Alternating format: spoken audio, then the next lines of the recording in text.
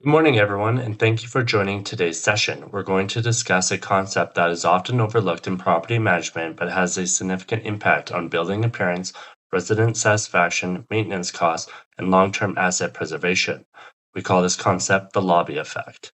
The lobby effect refers to the influence that a building's entrance and lobby have on how people perceive the entire property. Whether it's a resident returning home, a prospective buyer viewing a unit, a contractor, or a guest, the entrance creates the first impression.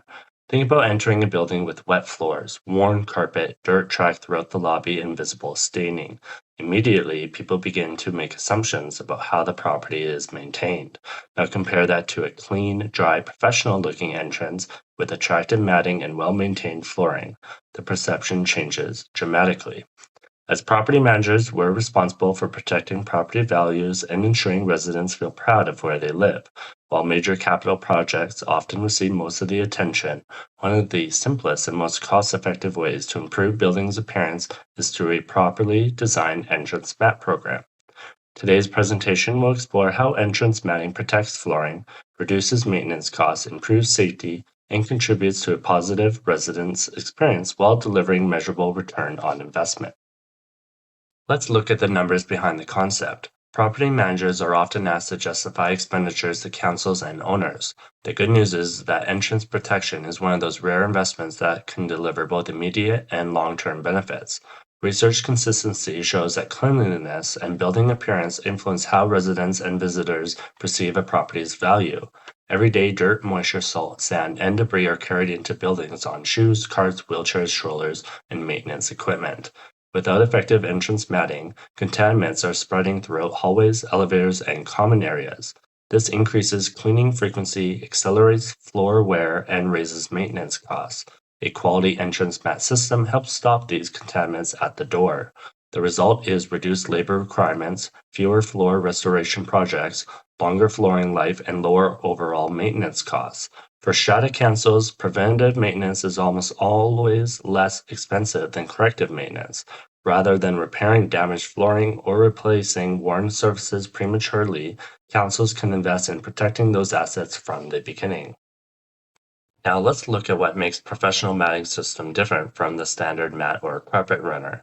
Many buildings use mats because they know they need something at the entrance. However, not all mats perform the same function. Traditional carpet top mats often absorb moisture initially but become saturated quickly. Once saturated, they can actually contribute to moisture being trapped throughout the building. Weather stopper mats are engineered to scrape dirt, absorb moisture, and retain contaminants until the mat is serviced and cleaned. This prevents debris from being redistributed across interior flooring. Another important factor is safety. Slip and fall accidents remain one of the most significant liability concerns for property managers and councils.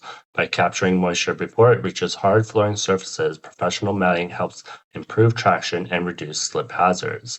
Clean, well-maintained mats also contribute to a polished and professional appearance and demonstrate that the building is actively managed and cared for.